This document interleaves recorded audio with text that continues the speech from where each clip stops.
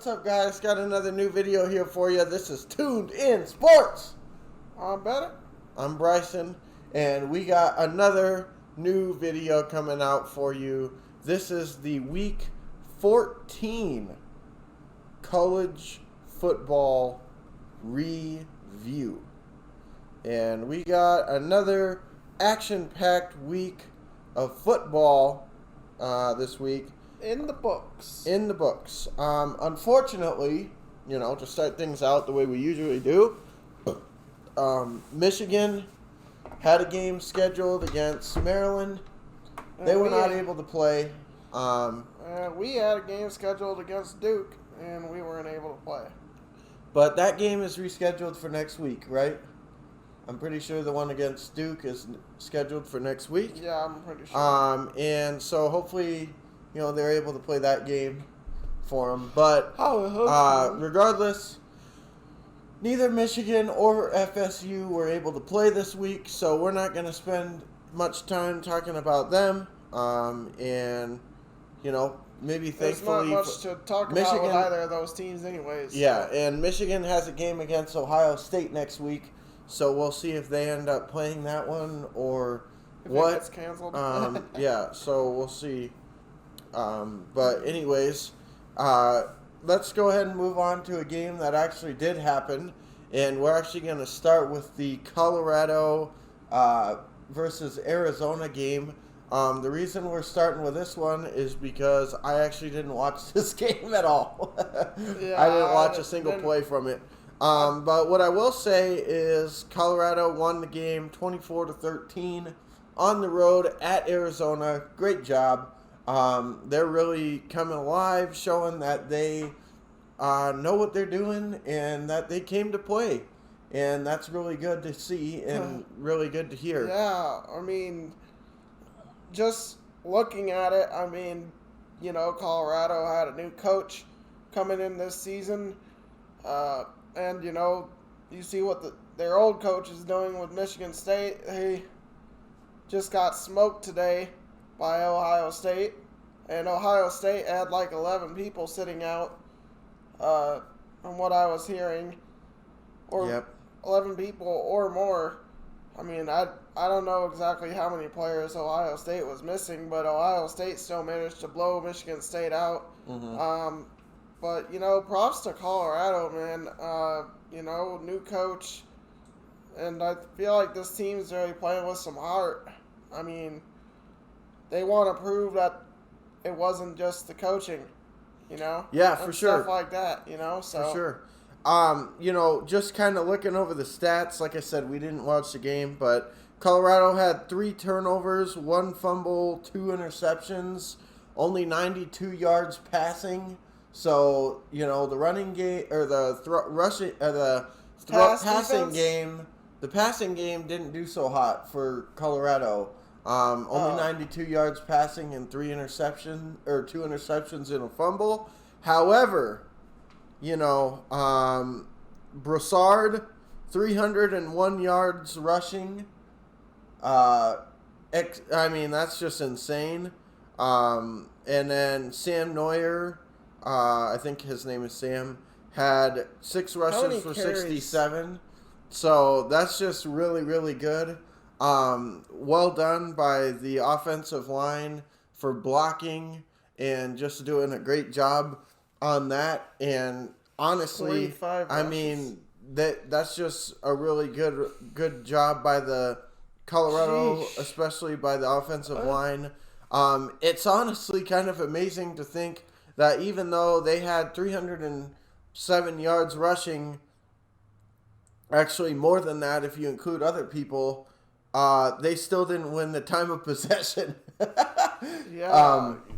But regardless, great job by the defense, especially because Colorado was pretty one-dimensional. Great job by the defense at halting the passing and the offense of Arizona.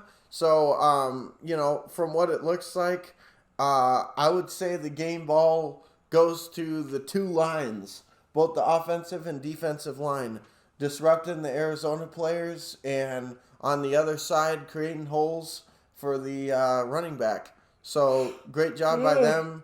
And, great win on the road at Arizona. That's really big for them. Yeah, I mean, they're undefeated still, so well done. Yeah, to me, it's just one of those things where it's. I mean, you look at what the running back is doing, and most of the time, I don't feel like the O-lines get enough credit. I mean, like, same thing could be said for, like, Derrick Henry, for example. Mm-hmm. He's always seems to be leading the league in rushing, but do you ever hear anything about the Titans O-line? I mean, I don't think so. It's always, Henry, he rushed for... Yeah. I mean, so, I agree. I mean, the O-line deserves a lot more credit than generally people seem to be giving them, Yeah. And I don't know if the weather was crappy or what, but it seems like neither quarterback really threw the ball that well, but both running games had quite a few yards. So I wouldn't be surprised if it was crappy weather, which made it difficult to throw. Yeah. But I don't really know, so we'll just cap it off there. Let's go ahead and move on to the next game. And let's go ahead and hop into the Nevada game next. They had a home game against Fresno State. So let's get into that one. Yeah, this was another game that, Nevada had to win. And they came through. Good bounce back after a loss to Hawaii last week. They came out and played like I feel like they normally would. Defense didn't really play all that great. Gave up 26 points. But, their offense was good enough to where it didn't really matter. So, Strong kind of struggled when I was watching.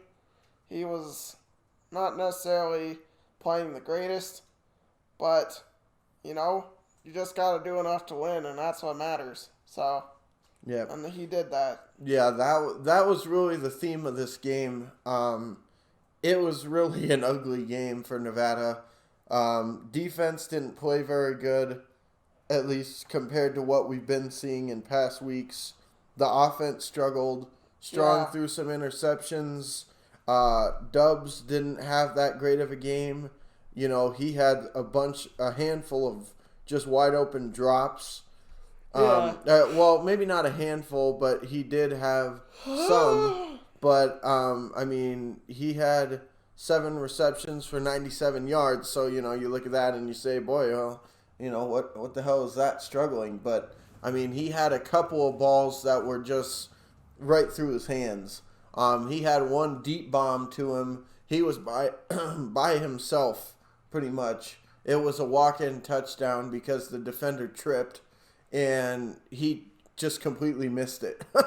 So, it was just a sloppy game. And, every time that Nevada seemed to be pulling away or whatever, the offense would either make a mistake and get him back in it, or the defense would just not be able to put the clamps on, it seemed like.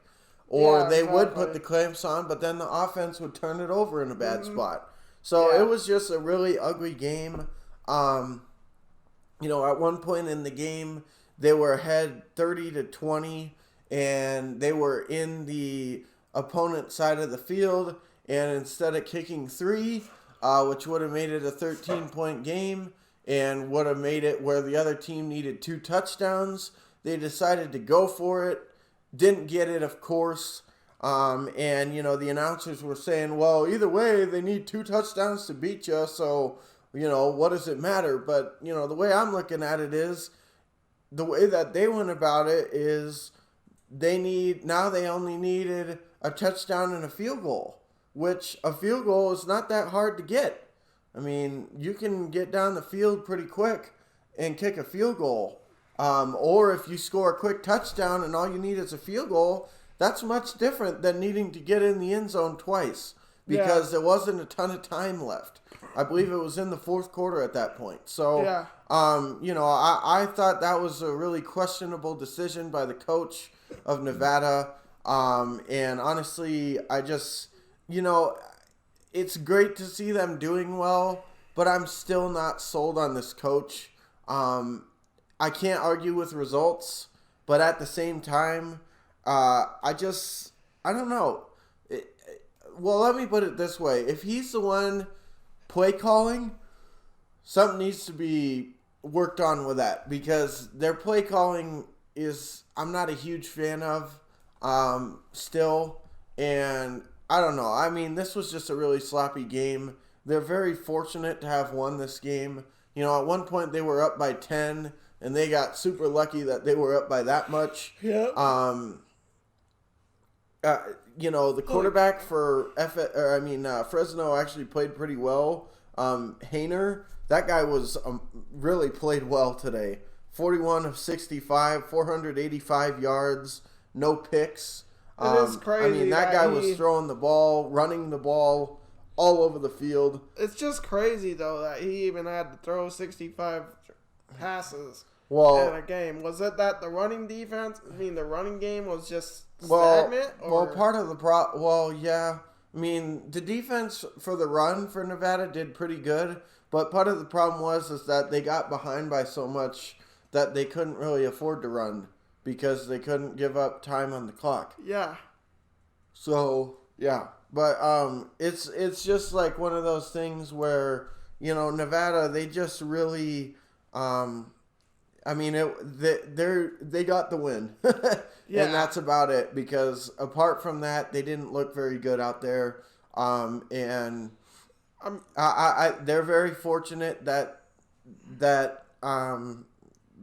Fresno State's offense, as good as it was at times, just didn't execute on some plays, and then the defense got fortunate with some plays as well. Another thing too that I'll say is that I didn't think that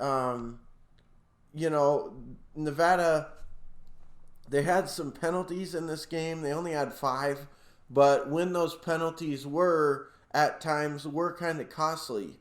They were at important parts during the game, and important times that swung momentum and stuff. Yeah. So it just, there's some weeks where you say, well, they had a hard time with penalties. They had 11. And then there's other weeks where you look at the penalties and you say, well, that didn't really matter too much.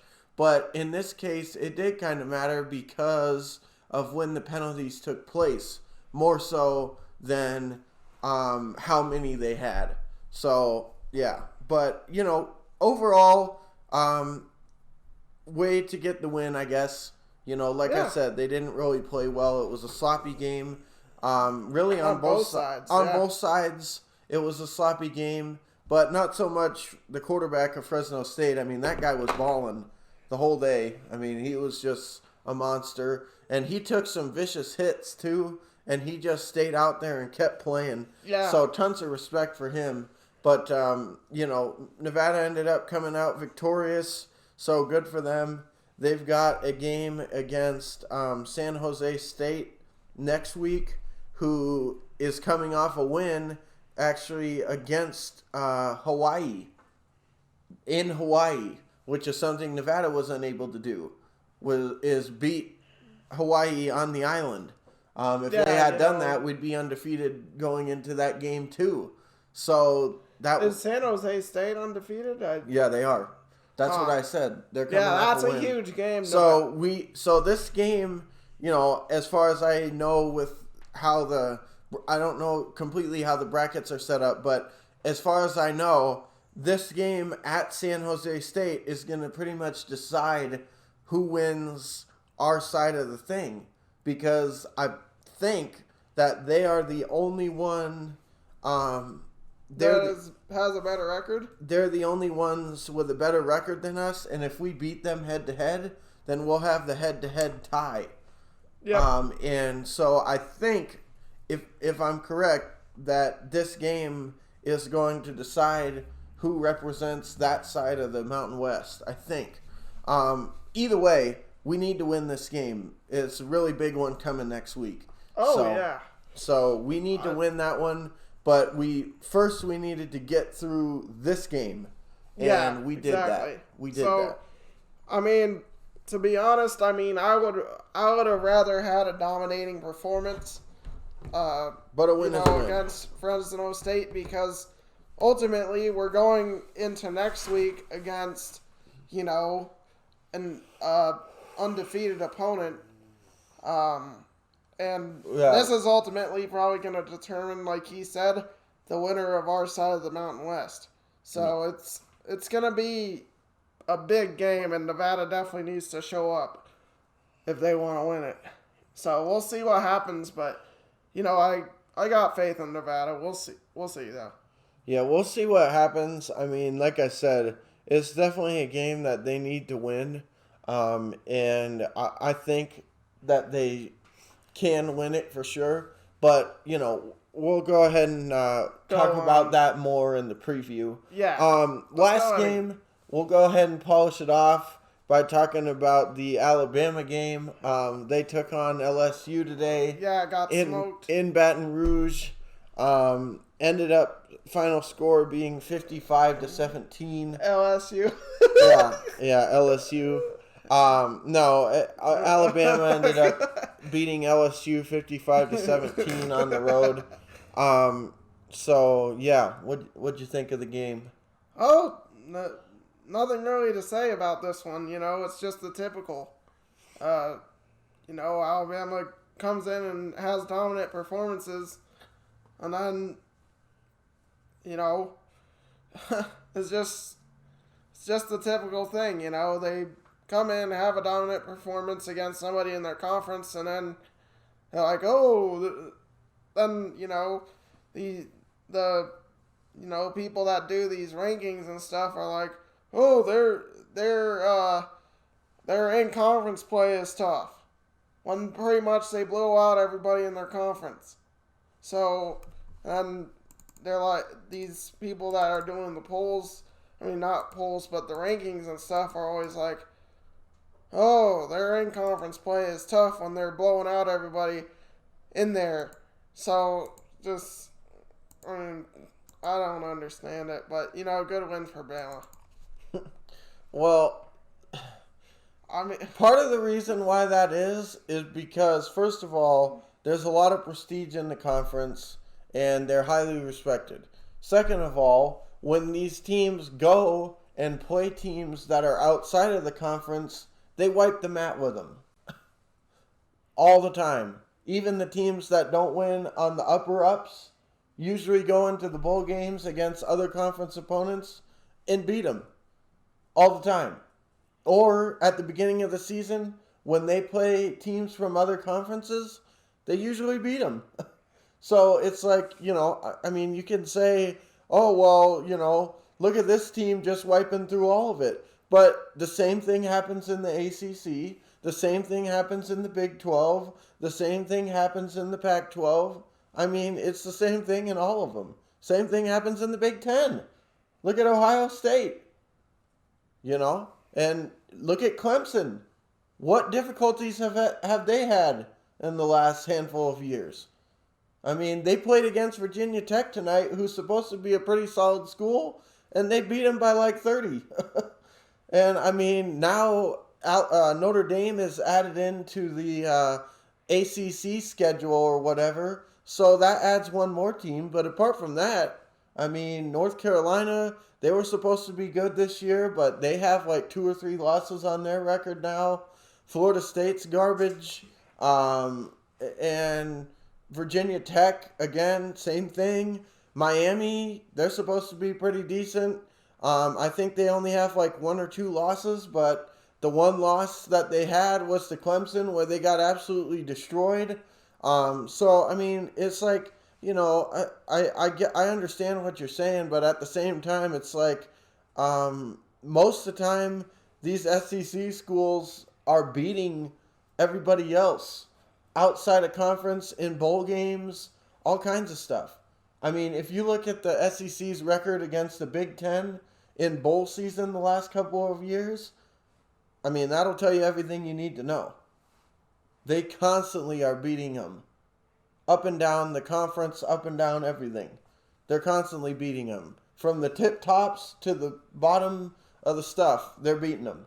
So, I mean, it is what it is. It's like, I get it, but at the same time, I mean, if they don't like it, do something about it. So I guess, I don't know. That's kind of how I feel about it. But anyway, let's getting into this actual game. You know, it was actually a really good performance by Alabama offensively. To start the game, the defense struggled a little bit, which I'm not necessarily surprised. You know, I've been saying for a lot of this year that the defense doesn't seem to be up to par with the defense that they usually put out there on the field, which is a little strange to me, to be honest with you. Usually the Alabama defense is like ship shape, and it's the offense that we have to worry about sometimes. You know, it's like, okay, the defense is going to play great, and the running game is going to be really good. But then the quarterback and the throwing, that can be up in the air sometimes. And then, you know, you got, and then usually if it comes down to a shootout, it's like, oh, I don't know about this. But this year, it's like, shoot, bring on the shootouts. I'll take it. I'll take us in a shootout for sure. And, you know, it's just the defense has been kind of sus, to be honest with you. They haven't played like like they normally do. And at the beginning of this game, that definitely was the case. Now, that was at the very beginning. You know, Alabama came out, scored. LSU came out, scored. And then Alabama came out, scored again. LSU didn't. Alabama came out, scored again. LSU didn't. Alabama came out, scored again. I mean, it just piled on. Now, the funny thing is, actually the first score, they didn't score on their first possession, but the first score that they did have actually was kind of bullcrap.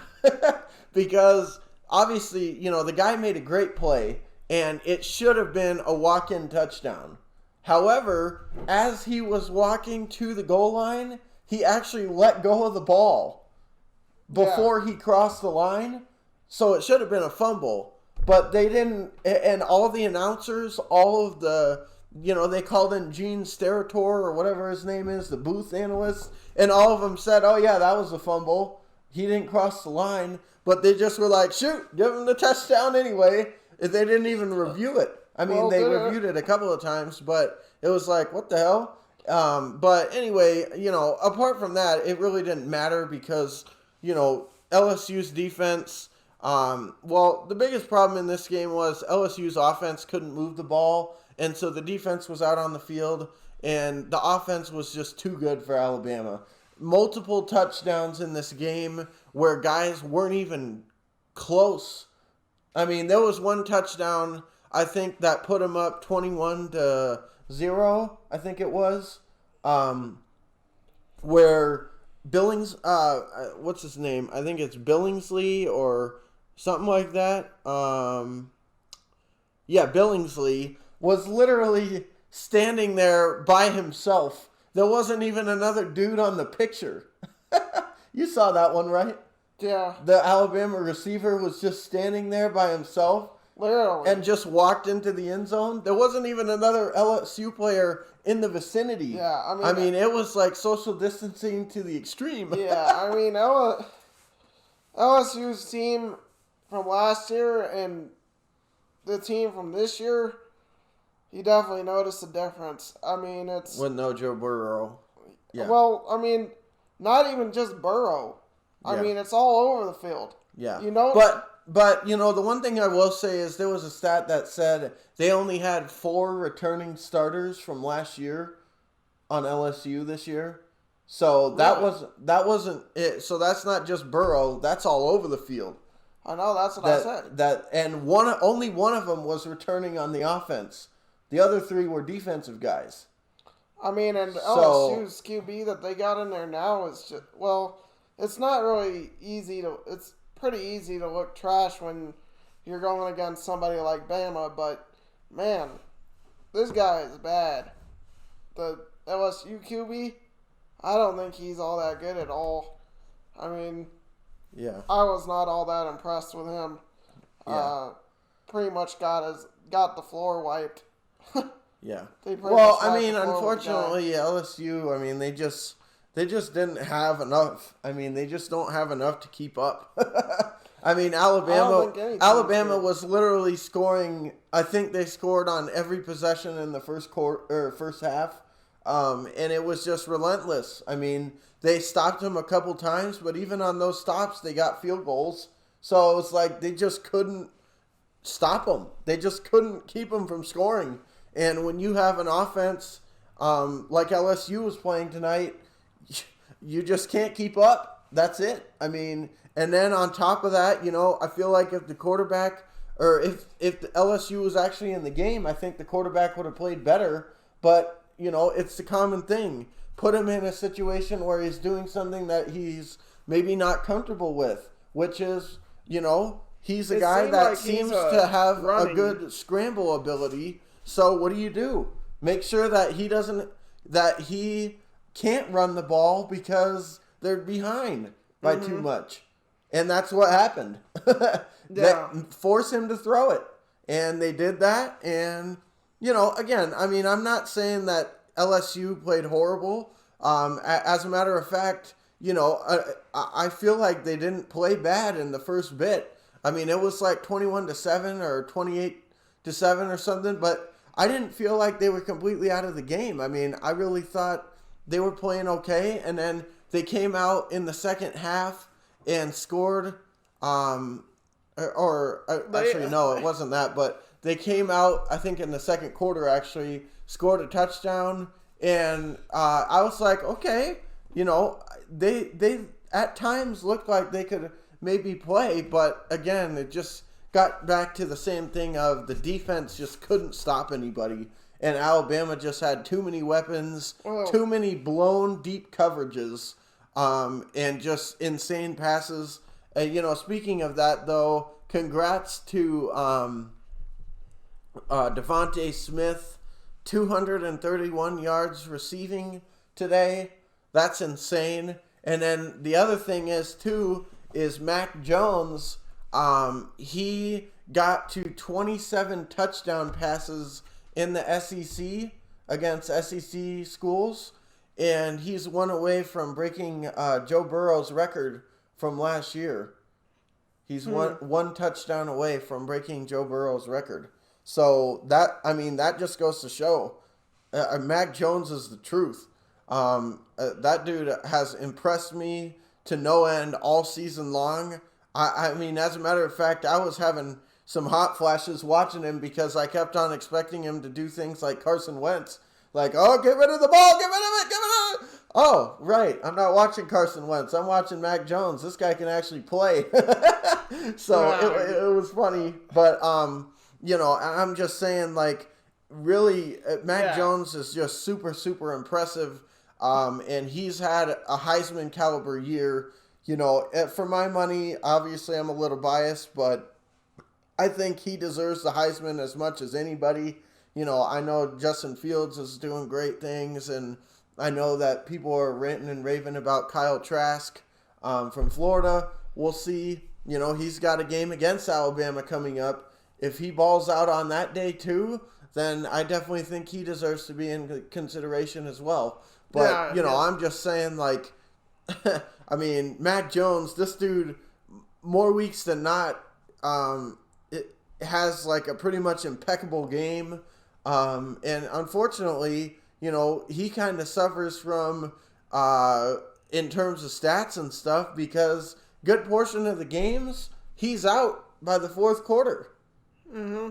So, I mean, he's not even playing in the fourth quarter in a lot of these games because the game's already out of hand.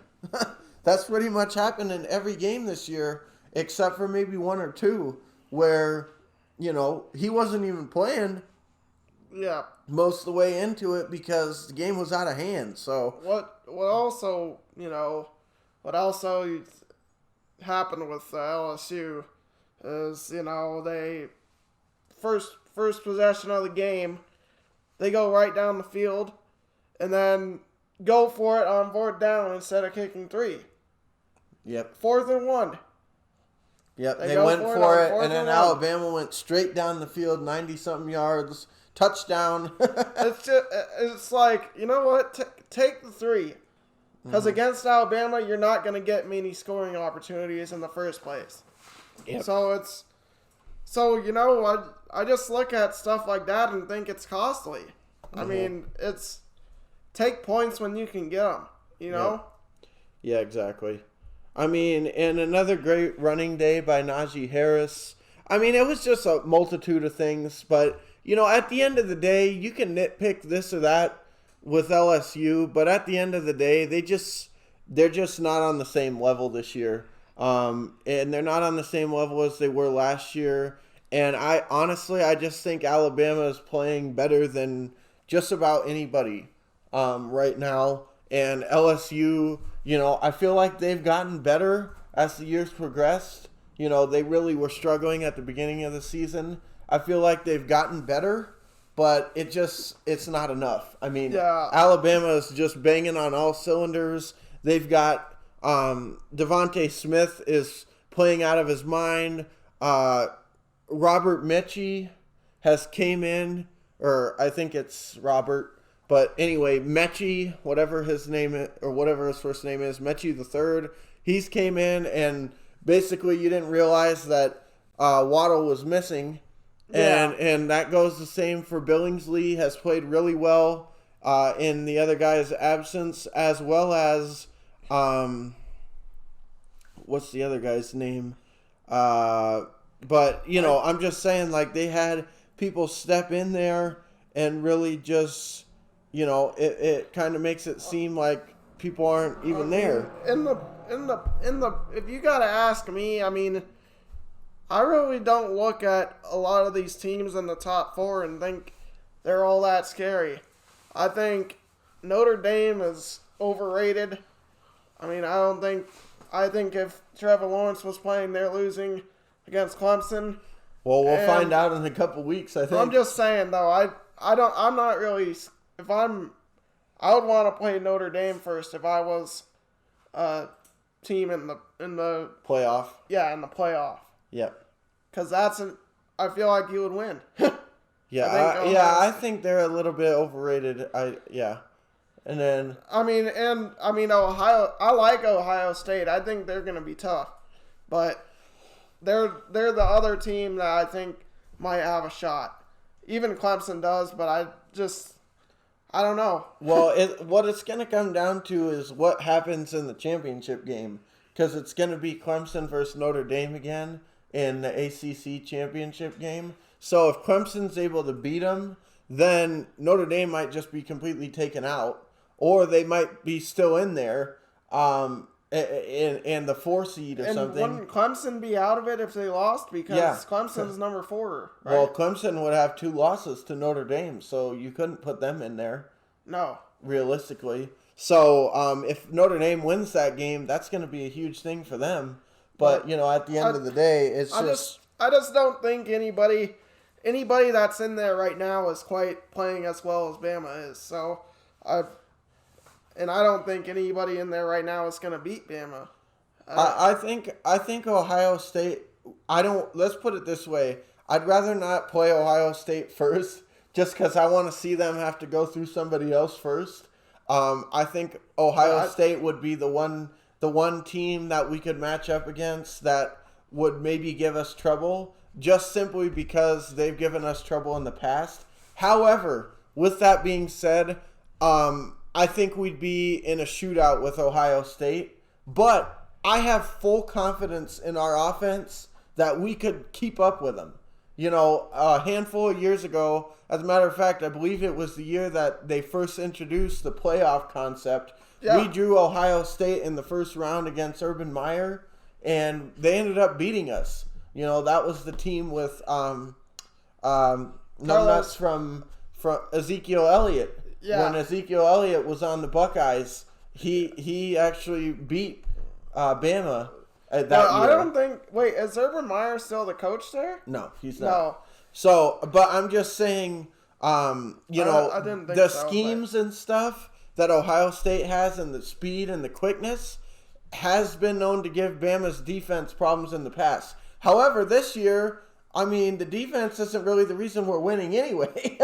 Like I said, I feel like Ohio State would be the most difficult. Although Clemson is never an easy out. Clemson's beat you before too, so it's... Yeah, no, not to sell Clemson short, but I'm just saying if Clemson loses to Notre Dame again, then I would definitely say the team that I'm most concerned about is Ohio State, more so than Notre Dame or whoever the fourth would be. And that's not saying Notre Dame's a bad team, because they wouldn't be there if they weren't good. So it's the thing about Notre Dame is but last time they were in the Final Four, they got smoked by somebody in the first round. Yeah, so, and not only that, but the last time we played Notre Dame in the championship, they were undefeated and we had one loss and we absolutely routed them. Yeah, it was a beatdown. So I'm not saying that not a single team could beat us. I'm just saying that going into the game, I'm not like, oh boy, we could. I'm not really scared of any of the teams. But Ohio State has presented problems in the past, so I'm not sure if I'm looking forward to that matchup in the first round. But regardless, though, this was a great win. Before we can even worry about championships and stuff, we got a matchup with Florida coming up in the SEC championship game, and Florida's playing some damn good football too. So we're gonna have to get through them. And also, you got to figure. Florida's knocking on the door of being in the championship, in the Final Four themselves. Yeah. So if they could beat Bama, that might very well give them the push that they need to get into the Final Four. Oh, they will absolutely be in there. If it's just going to be a matter of do they take Bama in as well? Because the guys on the SEC crew, Gary Danielson and the other guy, they were saying that they thought Bama would get in regardless of if they won or lost the title game. They thought that they would put them in there over like Ohio State. Oh, I fully expect it, because that's what they always do. Yeah, so I'm just saying, we'll see what ends up happening, but I could very easily see that happening as well, and let's just say, I think if I had to choose a team besides Bama to win it, I would probably either take Clemson or, Ohio State. Yeah. Yeah, and, there's, it's kind of weird because, it seemed like the last couple of years the Big 12s made it in there, but, they had fiery teams going in, and they just got lit up right away. 1 year Bama beat the brakes off Oklahoma. Another year Clemson did it when Baker was there. And I just and they're not even probably going to make it this year because I think the only team of theirs that has one loss is Iowa State. I think Iowa State only has one loss, but they might have two also. And I don't think people are going to put Iowa State in there. But if Iowa State makes it, they'll have, if they do have a chance, they'll have to beat Oklahoma again in the championship game. If they can beat Oklahoma twice, I think they deserve some respect. You know what I mean? But again, I don't know if I give them a chance against Bama if that ends up being 1 versus 4 and they get the 4 and they play Bama in the first round. I think that could easily be a shellacking. One more thing before we end this video. I want to give some props to Coastal Carolina because, oh my God, dude, they beat Wisconsin today. No, they beat BYU. Well, yeah, still, BYU was top 15. Damn. But Indiana beat Wisconsin. Yeah, Indiana too. That was a big huge win for Indiana. They've come a long way Yeah, And I they mean, even it's- gave Ohio State troubles a couple weeks ago. So It's just great crazy. job. I mean, some of these schools that generally you don't see in the Yeah, top it's great. 25. It's great. Awesome. Yeah, it I is. mean, it's wonderful. Coastal. But we'll see what ends up happening moving forward. Overall, a lot of happy folks from this week. Yeah, I'm happy we didn't get to play. Pretty or ugly, all our teams won or didn't play. So Yeah, that's a win. I'm thankful. I So- didn't want to play this week. Yeah. So if you guys like the content, hit the like button, subscribe, turn on all the notifications so you can get a notification every time we upload a new video. Make sure you check out the Quip Joint, Dent Sports, Tuned In Sports, our other content, and stay tuned for more. So with that Yeah. being said, Bryson, Bennett. see you guys in the next video.